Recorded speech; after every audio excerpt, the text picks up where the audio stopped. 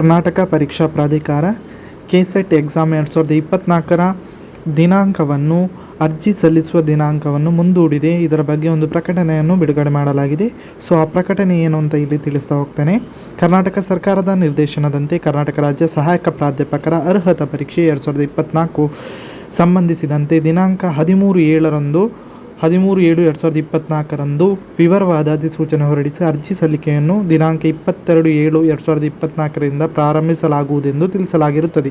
ಆದರೆ ತಾಂತ್ರಿಕ ತೊಂದರೆಯಿಂದ ಅರ್ಜಿ ಸಲ್ಲಿಕೆಯನ್ನು ಮುಂದೂಡಲಾಗಿದ್ದು ದಿನಾಂಕ 29/7/2024ರಿಂದ ಆನ್ಲೈನ್ನಲ್ಲಿ ಅರ್ಜಿಯನ್ನು ಸಲ್ಲಿಸಬಹುದಾಗಿದೆ ಅಂತ ಇಲ್ಲಿ ಮಾಹಿತಿಯನ್ನು ಒಂದು ಬಿಡುಗಡೆ ಮಾಡಿದ್ದಾರೆ. ಇದು ಕಿಯಿಂದ ಬಂದಿರುವಂಥ ಒಂದು ಹೊಸ ಅಪ್ಡೇಟ್. ಯಾರೆಲ್ಲ 2024ರ ಕೆಸೆಟ್ಗೆ ಅಪ್ಲಿಕೇಶನ್ ಹಾಕಬೇಕು ಅಂತ ಇದ್ದೀರಾ ಅವರಿಗೆ ದಿನಾಂಕ ಎಕ್ಸ್ಟೆಂಡ್ ಆಗಿದೆ ಇಲ್ಲಿ.